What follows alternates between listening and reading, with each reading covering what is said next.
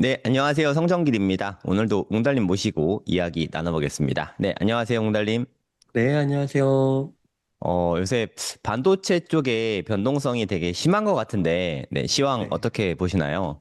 네, 그 반도체 빨로 좀 조정이 시작되는 것 같습니다. 지금 아무래도 이제 주도주가 SOXX하고 디램 ETF 요 두 개로 좀 봐야 될 것 같은데요. 지금 요 봤을 때 SOXX ETF인데요. 지금 이제 20% 정도 하락을 했거든요. 그러면은 이제 반도체 ETF로 봤을 때는 이제 약세장으로 진입을 하는 거라고 볼 수가 있을 것 같습니다. 그리고 이제 디램 ETF 같은 경우는 정말 많이 빠졌어요. 오늘도 많이 빠지면서 이제 한 35% 정도까지 빠졌거든요. 그래서 조정이 상당히 깊게 그리고 빠르게 나오고 있다. 이렇게 보입니다. 네, 지금 SK 하이닉스 같은 경우에 미국의 네. ADR 형태로 상장이 됐잖아요. 네. 그 이후로 변동성이 엄청 커진 것 같은데, 그 이유가 네. 뭔가요? 그러니까 이제 그 SK가 ADR로 미국 증시에 상장을 했는데 그것과 한국에 있는 본주 간에 이제 가격의 괴리차가 좀 있는 것 같습니다. 그래서 거기에서 비롯되는 수급의 이동 이제 그런 것들이 조금 나타나는 것 같고 그다음에 또 하나는 오늘 이제 우리나라 정부에서도 발표를 했는데 그 레버리지 주식이 되게 어떻게 보면은 되게 몸통이 작고 꼬리와 같은데 이제 그것으로 인한 큰 변동이 나타나는 것 같아요. 그래서 그것을 조금 제어하는 흐름이 나타나고 있는데 그래서 그런 부분들이 변동성을 키우는 게 아닌가 싶거든요. 근데 이제 많이 빠져가지고 이제 걱정이 될 것 같기는 한데 조심스럽게 이제 제 견해를 말씀드리면은 저는 이제 지금 거의 이제 38%, 40%가량 빠졌거든요. 그러면은 상당히 좀 많이 빠진 게 아닌가 싶어서 조심스럽긴 하지만 이제 한 무릎 정도까지 온 거는 아닌가 그런 생각은 듭니다. 네. 그러면 요즘에 비트코인, 생각보다 좀 잘 버티고 있더라고요. 반도체는 되게 출렁임이 심한데, 비트코인 시황은 어떤가요? 예, 비트코인 같은 경우도 최근에 이제 기관들의 수급이 들어와서 이제 그러하기도 하고, 그 다음에 이제 클래리티 법 같은 경우가 이제 트럼프 대통령이 직접 챙기겠다, 뭐 이런 말이 나오면서 이제 가격이 조금 오르고 있는 것 같은데요. 그리고 이제 또한, 미국 증시나 뭐 이런 나스닥이나 S&P 500을 봤을 때 지금 거의 조정 없이 S&P 500은 이제 전고점을 뚫으려고 하거든요, 오히려. 그래서 이러한 상황 속에서 이제 상대적으로 저평가라고 보이는 게 아닌가 싶습니다. 그래서 기관들도 조금 움직이고 있는 것 같고요. 그렇지만 그렇다고 해서 지금 뭔가 반전의 그런 흐름, 하락장의 그런 흐름을 벗어나서 뭐 가격의 박스권을 벗어나서 다시 여기서부터 상승할 거냐? 그 부분은 아직도 좀 조심스러운 것 같습니다.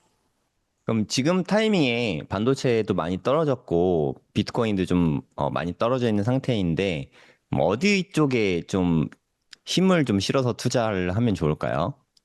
네, 만약에 이제 어, 전혀 없다, 전혀 없다. 만약에 물량이 거의 없다 하시는 분들은 이제 만약에 두 종목에 대한 이해도가 높다는 전제하에 아무래도 상단은 비트코인이 더 좋을 것 같아요. 근데 음. 이제 그 비트코인 투자가 워낙 이제 변동성이 크고 그다음에 좀 생소하고 밸류에이션이라는 그런 관점이 없잖아요. 그래서 그런 생소함 때문에 접근하기 어렵다고 하시면은 반도체 쪽도 저는 괜찮은 것 같습니다. 그래서 반도체는 워낙 이제 실적이 좋은 상태에서 저는 단기에 조금 이런 노이즈 아니면 수급의 꼬임 뭐 이런 것들 때문에 지금 이렇게 가격이 하락하고 있다라고 보이거든요. 그래서 적절하게 둘 다 양념 반 후라이드 반 느낌으로 매수해도 좋을 것 같고요. 그렇습니다. 음, 꾸준히 분할 매수하면 되겠네요, 여러모로. 네, 지금 그러기에는 참 좋은 것 같아요. 비트코인도 음. 좋고, 뭐 디램이든 뭐 SOXX 같은 반도체 ETF도 조금씩 조금씩 매수해 가면은 좋지 않을까 생각합니다.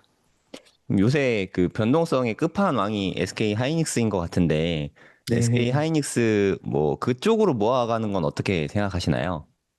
그래서 저도 이제 오늘 저희 같이 공부하시는 분들하고 이제 이야기를 할 때 저도 조심스럽게 말했는데 SK 하이닉스 만약에 내일은 좀 쉬는 날이잖아요. 저희 네. 장이. 근데 월요일에 한 번 더 좀 하락이 크게 나오면은 SK하이닉스를 사도 괜찮을 것 같다는 생각이 드는 거예요. 한 50% 정도? 45에서 50% 정도 하락을 하면 진짜 많이 하락한 것 같거든요. 실적에 비해서. 예를 들어서 실적을 한번 봐보면은 지금 주가가 정말 많이 빠져가지고요. 지금 SK하이닉스의 포워드 PER이 5입니다. 5. 그리고 PEG가 0.11이거든요.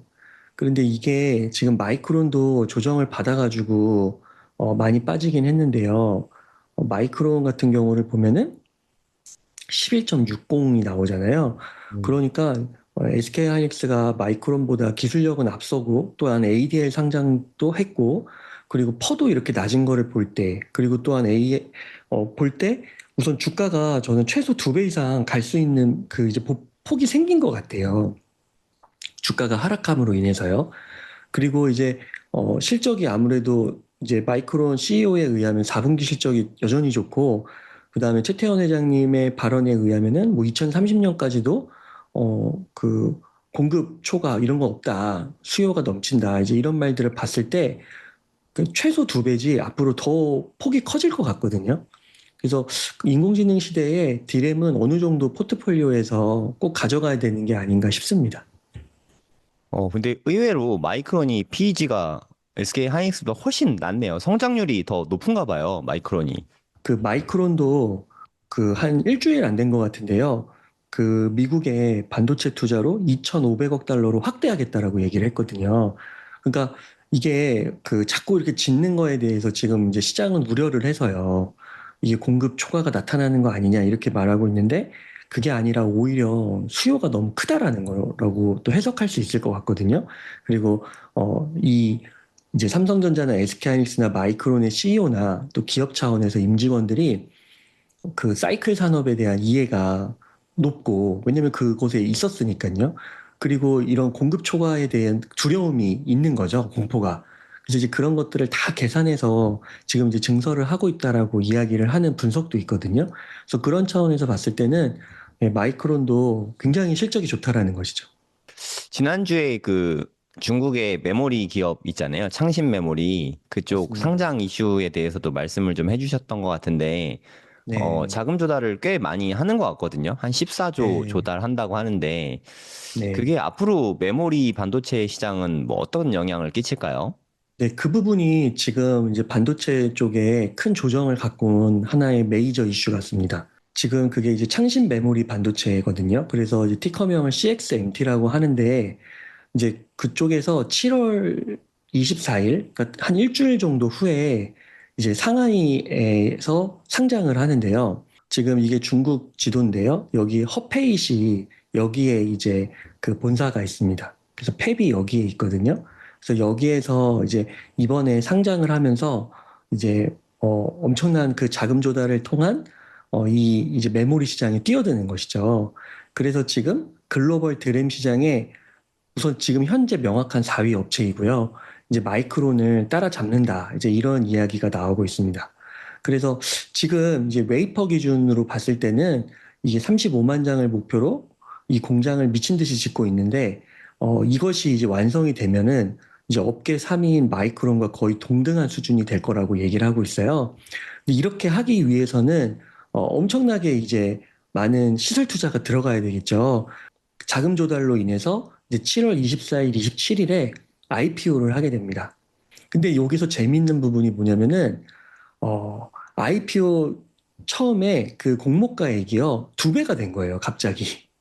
그러니까 그 말은 그만큼 이 주식을 사려고 하는 사람들이 기관들이 많다라는 것이죠. 굉장히 인기가 있습니다.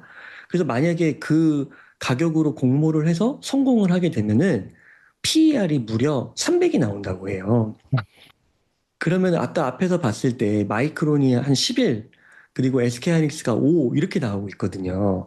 그러면은 도대체 이 4위 기업인데 물론 이제 공장 다 신설하고 이러면 마이크론 물량을 따라잡는다고는 하지만 아직은 기술력의 차이에선 또 한 2, 3년의 기술력 차이가 있다라고 얘기를 하거든요. 그리고 특히 이제 HBM 같은 경우는 이제 그 기술 격차가 그렇게 벌어지고 있는 것이죠. 그래서 이게 지금 현재로서는 그렇게 찾는 사람이 많은데 그리고 그러면 얘네가 진짜 자금 조달 이렇게 성공해서 따라잡는 거 아니냐? 그리고 이렇게 시설을 많이 늘리면은 공급초가 되는 거 아니냐? 이제 이런 우려로 인해서 이제 시장이 반응을 해가지고 이제 주가를 폭락시킨 거라는 것이죠. 그런데 저는 아직까지는 조금 이게 시기상조가 아니냐 싶은 부분이 조금 있는 겁니다. 그래서 CXMT가 마이크론을 잡고 더 나아가서 좀 시장에 조금 이렇게 절대적인 영향력을 끼치기에는 조금 시간이 딜레이 될 거다. 그래서 지금 이런 가격 조정인 부분은 분할로 오히려 접근을 하는 게 더 맞는 게 아닌가? 개인적으로는 그렇게 생각하고 있습니다. 네, 말씀하신 대로 뭐 CXMT 같은 경우는 범용 메모리 시장 위주로 진입을 하는 거잖아요. 그리고 HBM 시작은 거기는 그 초미세 공정이 좀 필요해서 아무래도 EUV 장비가 없어서 중국은 거기까지는 좀 힘들 것 같긴 하거든요. 네, 네, 옹달님 말씀하신 대로 공장을 이제 지어서 생산까지는 사실 시간이 좀 걸리잖아요. 네, 지금 급격하게 마이크론을 넘어서거나 하는 일은 제가 봤을 때는 뭐 거의 없는 것 같은데 네. 너무 많이 우려하고 있는 거 아닌가 싶기도 하네요. 지금 디램 주식 자체가 좀 많이 떨어졌던데, 그러면 디램을 지금 모아가도 좋은 시기일까요? 네, 그래서 ETF로요? 디램 ETF 같은 경우는 모아가도 저는 좋을 시기라고 생각을 합니다. 그런데 이제 한 가지 이제 중요한 부분은 이제 포트폴리오에서 몇 퍼센트를 담아갈까 그거를 꼭 고민해 보시면 좋을 것 같고요. 그 다음에 이제 구조적으로 볼 때 디램이 아무리 좋다고 해도 저는 이제 반도체 쪽에서는 그 SOXX ETF나 SMH가 1군인 것 같아요. 그리고 음. 디램 ETF가 2군인 것 같습니다. 그래서 2군이 지금 주목을 받고 앞으로 많이 오를 수 있는 가능성도 있지만 그렇다 해도 1군인 애들보다는 조금 적게 담아야 되지 않을까 그렇게 생각하고 있습니다. 요즘에 그 이란하고 분쟁이 또 이슈가 계속 되고 있는데, 요즘에 진행 상황이 어떤가요?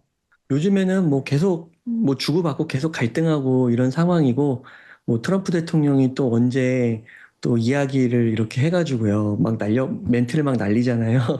그렇게 해서 또 어떤 일이 벌어질지 모르겠습니다. 근데 이제 뭐 뉴스로만 파악을 했을 때는 지금 이제 이란 내부 쪽에서는 그 혁명 수비대라고 해서 조금 더 이제 공격적이고 매파적인 성향, 그러니까 조금 더 호전적인 그런 성격을 갖고 있는 곳이죠. 그쪽이 조금 더 우세한 것 같아요. 나오는 뉴스상으로는요. 뭐 또 내일 어떻게 그 뉴스가 뒤집어질진 모르겠지만 그러다 보니까 지금 미국과 이란 간의 갈등이 아직은 첨예한 것 같습니다. 그래서 뭐 평화 무드로 가기에는 조금 더 지켜봐야 되지 않을까 싶습니다. 근데 원래 당초에는 이제 중간 선거가 얼마 안 남았잖아요. 뭐 11월이었나요? 그러면 이제 한 3, 4개월밖에 안 남았는데 이런 상황에서 계속 전쟁을 하는 게 저는 좀 이해가 되지 않는데 네, 트럼프의 목적이 어떤 데 있을까요? 네, 그래서 전면전 이런 걸로까지는 안 될 것 같고요. 음. 그렇지만 또 이란에서 얻을 건 얻어야 되고 또 전쟁을 하면서 막대한 또 돈을 쏟아 부었잖아요. 그래서 뭔가를 얻어내긴 해야 될 것 같은데 그래서 7월, 뭐 8월, 뭐 언제가 될지는 모르겠지만 이 이슈를 막 길게 끌고 가지는 않을 것 같고 이제 선거가 11월인데 뭐 그때 한 달 전이나 뭐 그 적절한 시기에 뭔가 봉합하는 모습이 나타나지 않을까. 아무래도 이제 선거 끝나고 나서 또 뭐 전쟁을 한다 해도 그 직전에는 조금 평화 무드를 조성하지 않을까. 그리고 지금 이렇게 조정받는 증시도 사실 뭐 지금부터 올리면은 이게 S&P 500이나 나스닥을 보면은 이게 계속 올라가야 되잖아요. 그럼 그것도 이제 부담이니까 만약에 좀 긍정 회로를 돌린다고 하면 지금 오히려 빼놓고요, 가격을.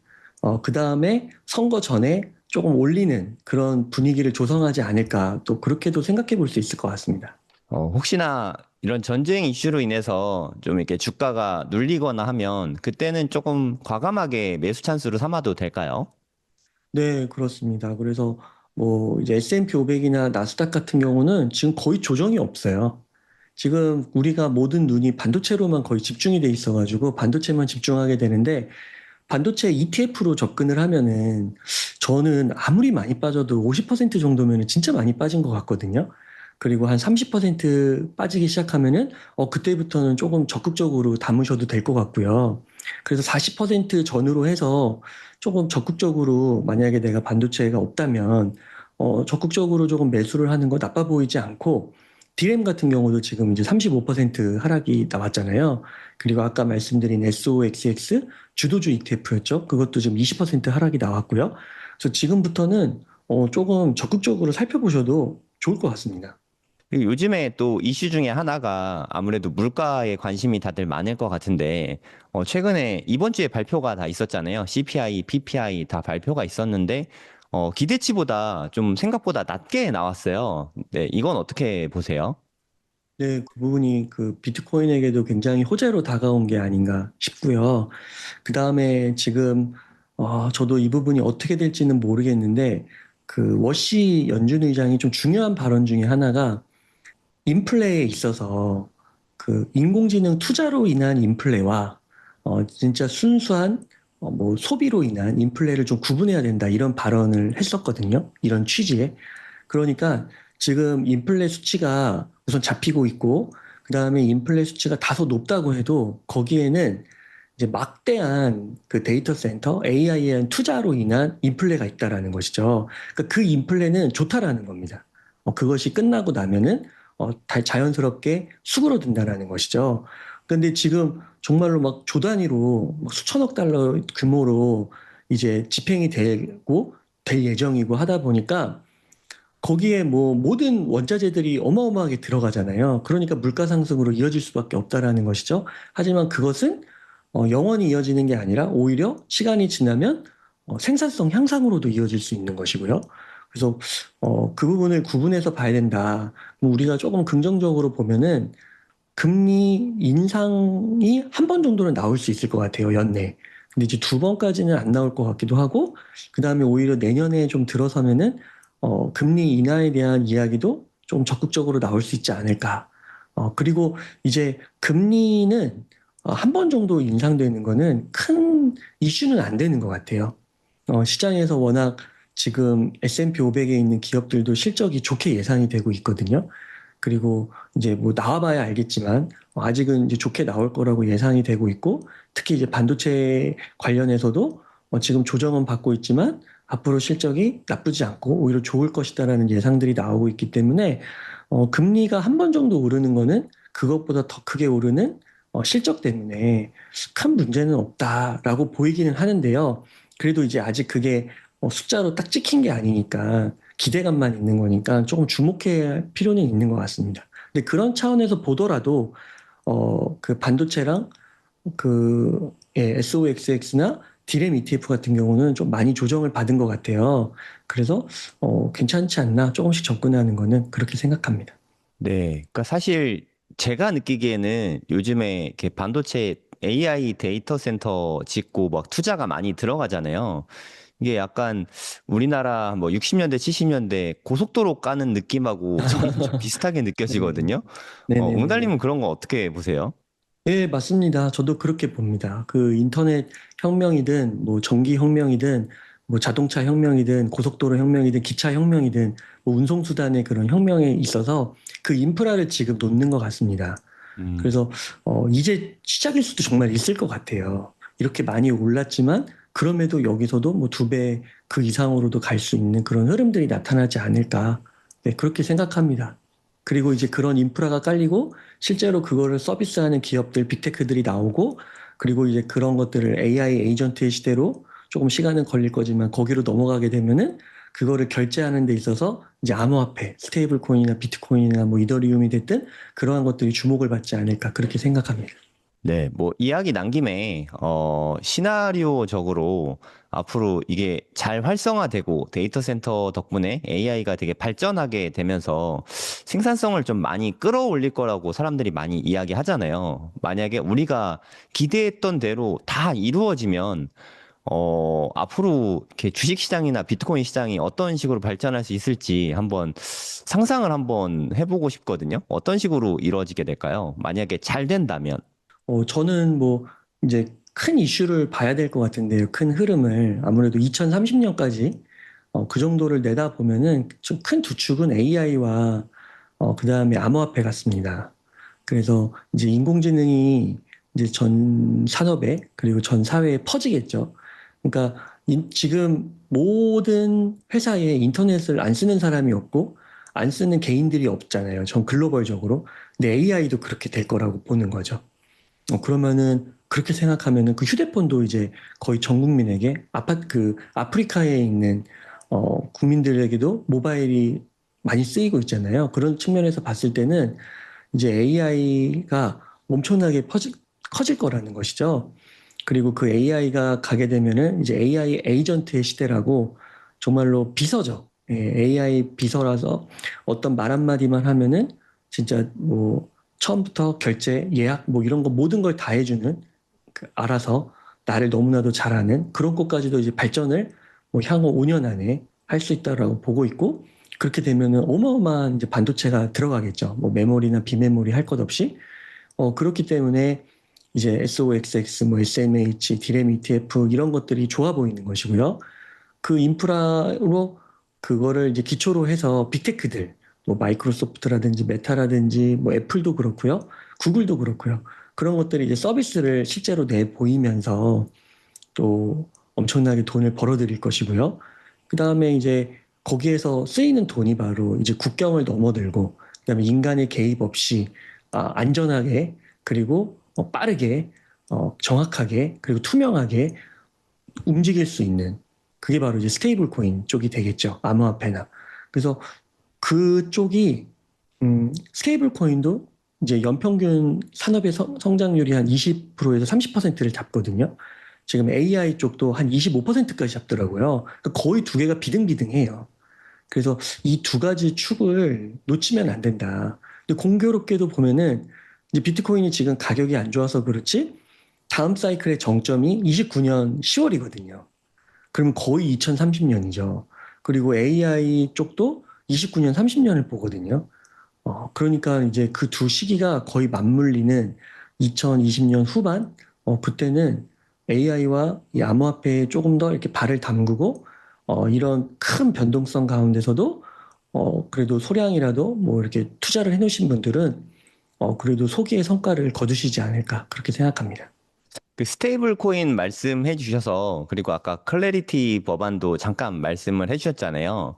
네. 클래리티 법안이 어떤 건지 그게 왜 비트코인 가격에 영향을 끼치는지 이 부분 설명 좀 해 주실 수 있을까요? 네, 이제 클래리티 법안에서 이제 뭐 복잡한 내용이 있기는 한데 이제 그 중에서 이제 여러 가지 이슈들은 이제 뭐 다 이야기가 된 것 같은데요. 이제 한 가지가 이제 뭐냐면은 그 은행과 그 다음에 스테이블 코인 발행하는 것에 대한 이자 지급에 있어서의 문제거든요. 그리고 이제 또 한 가지가 그 법이 통과되고 있지 못한 이유가 지금 첨예한 이슈입니다. 그게 바로 뭐냐면은 그 트럼프 대통령 가문과 연관된 이슈예요.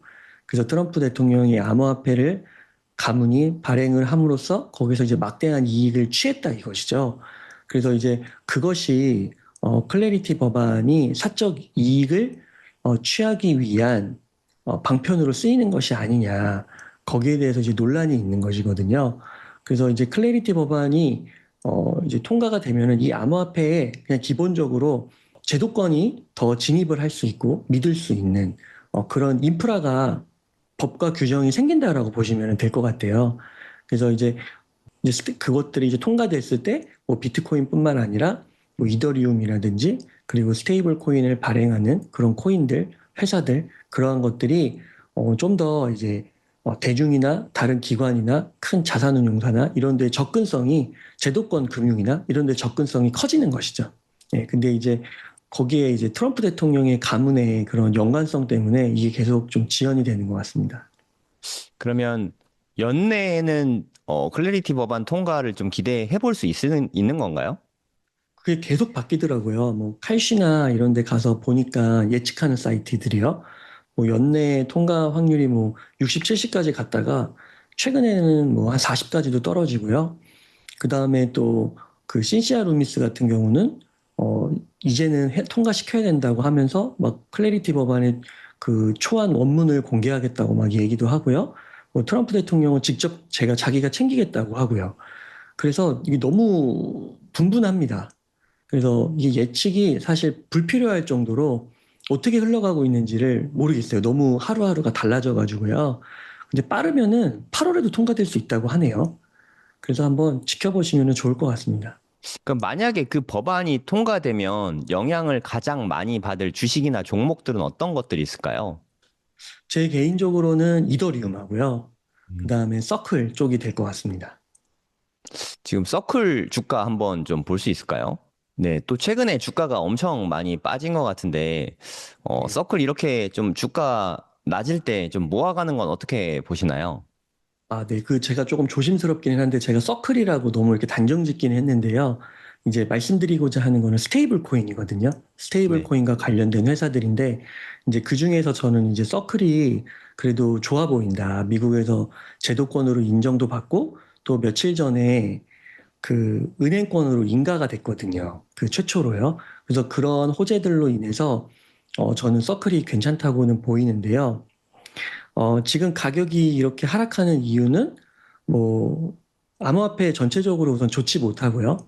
그다음에 지금 미국 주식 시장도 이제 조정을 받고 있고 또 뭐 지정학 이슈라든가 이런 게 모든 게 더 더해지면서 이렇게 벌어지는 것 같고요. 그다음에 실적이 없어요, 아직은. 예, 그래서 기대감이 크기 때문에 뭐 이런 주식들은 뭐 위아래로 뭐 진짜 막 70%막 30% 이렇게 왔다 갔다 하는 게 다반사고요. 뭐 하나만 더 부가적으로 예시를 들면은 요즘에 우주 주식들도 엄청나게 하락했습니다. 거의 50%, 막 60% 이렇게 하락을 하고 있거든요. 이게 다 이유가 뭐냐면 스페이스X도 마찬가지잖아요. 지금 공모가 밑으로 떨어졌거든요. 스페이스X인데 이런 게 다 이제 실적이 없기 때문입니다. 그러니까 이 서클이 이렇게 조정을 받는 것도 뭐 특별히 막 펀더멘털의 문제 이렇게 보기보다는 저는 개인적으로 그냥 기대감이 그냥 수시로 왔다 갔다 하는 거죠. 왜냐하면 실적이라는 든든한 어떻게 보면 다시 없는 거라서요. 그래서 그런 측면에서 보는데 서클은 저는 이제 좋게 보고 저는 이제 소량 모아가고 있지만 이거를 이제 권해드릴 수 없는 이유는 뭐냐면 변동성이 너무 크고 그리고 또 이제 언제 오를지 모르고 또 클래리티 법이 언제 통과될지도 모르고 이러기 때문에 변수가 너무 많은 것 같습니다. 그래서 뭐 ETF 정도까지는, 반도체 ETF 정도까지는 제가 지금 가격에서는 뭐 한 무릎 정도 온 것 같습니다. 뭐 이거는 다 이제 실적이 있기 때문에 조금 그래도 담대하게 얘기할 수 있는데 서클이나 이런 주식들은 참 얘기하기가 어렵네요.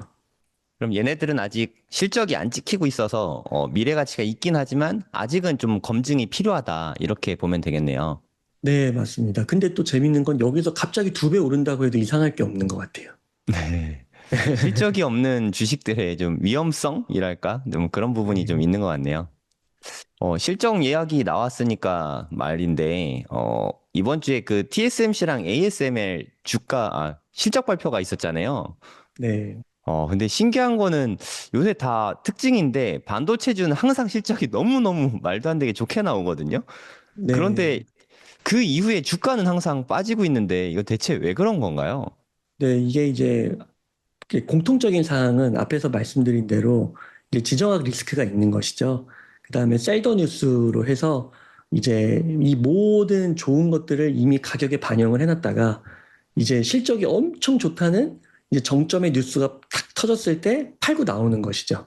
예, 그런 심리로 볼 수도 있을 것 같고 그리고 이제 피크아웃, 예, 실적의 피크아웃. 이번이 너무 좋았잖아요. 진짜 너무 좋아가지고 지금 역대급인데 무려 전년 동기에 비해서 77.4%가 급증을 하고요. 그러니까 순이익도 7,065억 달러로서 이게 완전 어닝 서프라이즈거든요. 기대를 완전히 뚫은 건데 과연 이제 시장은 또 앞서가는 것이죠. 이렇게 좋은 실적이 4분기에 이어질 것이냐. 그래서 거기에 대한 이제 퀘스천을 하는 거고, 이제 거기에 더하기 이제 뭐 메타 이슈라든가, 뭐 델 이슈라든가, 뭐 여러 가지 그런 업체들의 또 이런 게 더해지면서 그래서 매도가 좀 강하게 나온 게 아닌가 싶습니다. 그러면 웅달님 개인적인 생각으로는 지금같이 실적이 좋은데 주가가 빠진 지금 같은 때가 매수 찬스라고 생각하시나요? 아니면 이제 피크아웃의 시작이라고 생각하시나요? 저는 이제 매수 찬스로는 보는데, 근데 이제 이런 건 있습니다. 그, 만약에 매수 찬스긴 한데, 만약에 지금 사서 뭐 6개월, 뭐 1년 안에 뭔가 이렇게 반등을 원해가지고 산다 이런 거는 저는, 그거는 모르겠어요. 언제 오를지는 모르겠어요. 그거는. 그러니까 언제 오를지 대략 그게 데이터로는 있거든요. 보통 이제 그 반도체 주식들이 사이클 주식으로 분류됐을 때 지금은 이제 구조적 상승주로 이제 인정이 되면서 이제 주가가 많이 오르게 된 것이잖아요.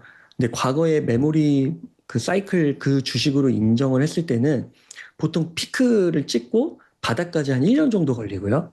그 다음에 회복하는데 1년 정도가 걸려서 전고점을 회복하는 데까지 물 타지 않으면 2년 정도가 걸리거든요. 평균적으로. 그러니까 물론 이제 평균이기 때문에 더 일찍 걸릴 수도 있고 나중 걸릴 수도 있는데 보통 한 2년 정도를 잡아요. 근데 이제 그런 거를 이제 기대하고 만약에 오늘 사서 뭐 6개월 후 1년 후에 쇼부를 보겠다 하면은 그거는 매수 찬스가 아닐 것 같아요. 근데 이제 지금 사서 이제 뭐 지금 한 35% 빠졌으니까 지금 조금 사고 그다음에 40%또 내려가면 조금 사고 45, 55 내려갈 때 사고 해서 내가 이거는 뭐 최소한 2년, 3년 끌고 가 보겠다라고 생각을 하면은 매수 찬스 같습니다.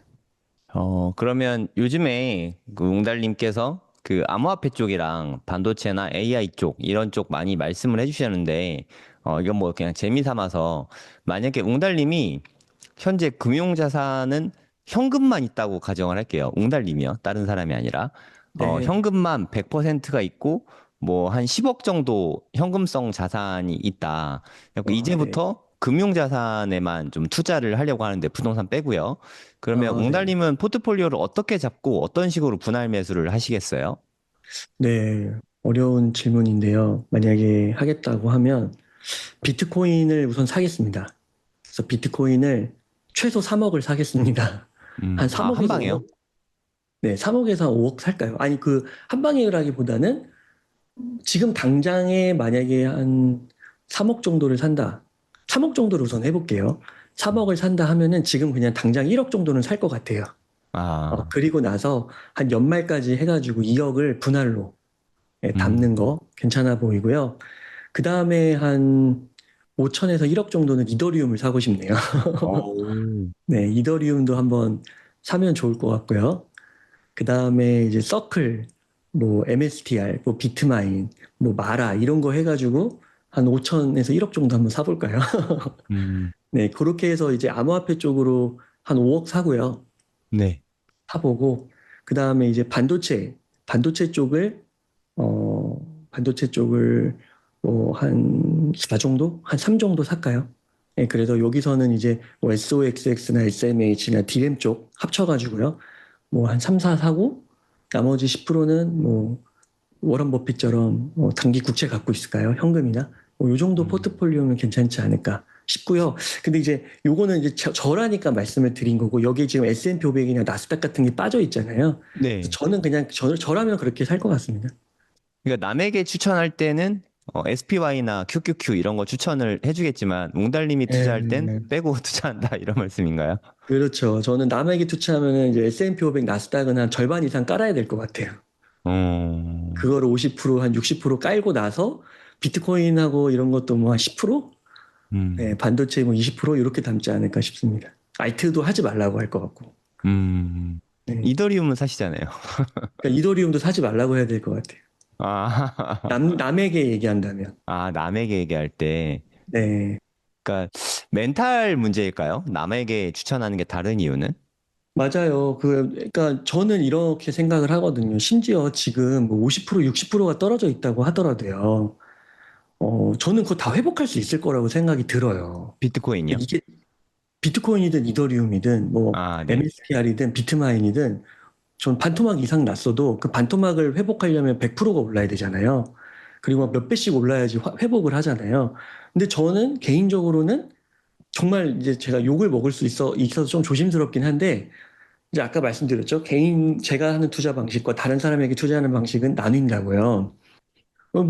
저기 뭐야, 마이클 세일러 같은 경우는 그냥 비트만 사잖아요. 몰빵 하잖아요.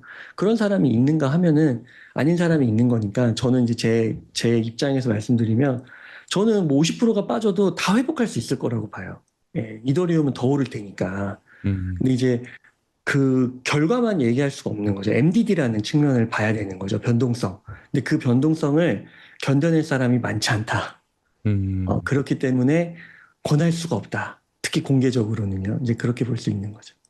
그럼 이것도 역시 재미로 해보는 건데, 2029년 12월 말에 지금 가격 대비해서 가장 수익률이 좋을 것 같은 종목, 한 탑3 정도만 좀 꼽아주시면 어떨까요? 네, 아, 이것도 너무 조심스러운데, 이게 뭐 네, 2029년 말이니까 재미 삼아서. 네. 저는, 이제 알트코인 중에는 나타날 텐데, 나타날 거라고 보는데요. 이제 그건 잘 모르겠어요, 다른 거는. 근데 이제 알트의 대장인 이더리움을 봤을 때, 이더리움이 제일 높을 것 같아요. 이더리움이 제일 높을 것 같고, 지금 현재 수준에서 봤을 때, 이더리움, 비트코인, 반도체, 뭐 이런 느낌 아닐까요? 이런 순서? 네, 음, 이런 정도 순서대로 갈 것 같습니다. 근데 이제 서클은 중요한 게, 거기 못 들어가네요. 아, 그거까지 합쳐서요. 네, 주식과 뭐 암호화폐 다 합쳐서요. 뭐 다 금도 합쳐서. 포함해서 모든 상품 통틀어서. 네, 그러면은 그렇게 우선 말씀을 드릴게요. 그 포트폴리오 비중을 우선 제가 꾸리면 아까 말씀드린 대로 뭐 서클이나 MSTR이나 비트마인이나 이런 건 되게 적게 담는다고 했잖아요. 그러니까 네. 얘네들은 망할 수가 있는 거예요. 그렇지만 대박이 나면은 진짜 말 그대로 대박이 나는 거예요. 그리고 적은 금액을 담았기 때문에 완전 망해버리면 0이 되는 건데 비트코인과 반도체가 있기 때문에 얘네를 많이 담았잖아요. 그러니까 이 수익을 보존해 줄 수 있다는 거죠. 그래서 요거를 우선은 전제로 깔아야 됩니다. 그리고 나서 음, 얘네가 살아남았어. 그러면 이제 저는 어떻게 될 거라고 보냐면 비트마인, 이더리움, 마라, 서클 얘네들은 조금 그거 순위를 가르지 없을 정도로 많이 그냥 도찐개찐일 것 같아요. 음. 그거 상한은 모르겠어요. 근데 많이 오를 것 같아요. 그 다음에 이제 MSTR, 그 다음에 비트코인, 그 다음에 반도체, 뭐 이렇게 나가지 않을까 싶습니다. 어, 반도체가 의외로 수익률 면에서는 조금 지금보다 이렇게 높진 않을 수 있겠네요. 네, 높지 않지만 안전하죠. 네, 어, 하방이 막혀 있는 거죠. 네. 그리고 지금 같은 때 사실 반도체가 조정을 많이 받았기 때문에 안정성은 더 높아졌다고 볼 수 있지 않을까요? 그렇죠. 그래서 지금 저는 많이 빠져야 50%라고 보기 때문에, 음, 디램 ETF가 35%까지 빠졌잖아요. 그러니까 밑에 구간이 별로 없는 거예요. 그래서 제가 비트코인을 지금 개인적인 차원에서 기존 물량에서 한 3배 정도 늘려서 지금 계속 사고 있거든요. 그 차원이 뭐냐면 지금 6만 달러인데 저는 이게 5만 달러까지 빠질 수 있다고 생각해요. 그럼 그게 한 10%, 20%더 마이너스 구간이거든요. 근데 그게 빠질 수도 있고 안 빠질 수도 있잖아요. 근데 위로는 몇 배가 열려 있으니까 물량을 늘려놓은 거예요. 매수 물량을. 반도체도 똑같죠. 지금 35% 정도 빠졌는데 밑으로 15%뭐 20%더 빠질 수 있지만 많이 빠진 거죠. 그러니까 지금은 분할로 접근하기 좋은 시기로 보는 겁니다. 아무튼 웅달님이 보셨을 때는 지금은 투자하기 좋은 때라고 생각하시나요? 아니면 투자하기 좀 애매한 때라고 생각하시나요? 지금 저는 이제 요것도 이제 좀 얘기해야 될 게 그 시기를 어느 정도를 잡을 수 있느냐가 중요한 것 같아요. 그래서 그럼 한 2030년까지 투자한다고 치면요. 그러면 좋은 시기죠. 무조건, 어, 거의 무조건 아닐까요? 네, 2030년까지 투자를 생각하시는 분들에게는 지금이 네. 기회일 수 있는 거겠네요. 그럼요. 너무 좋은 기회죠.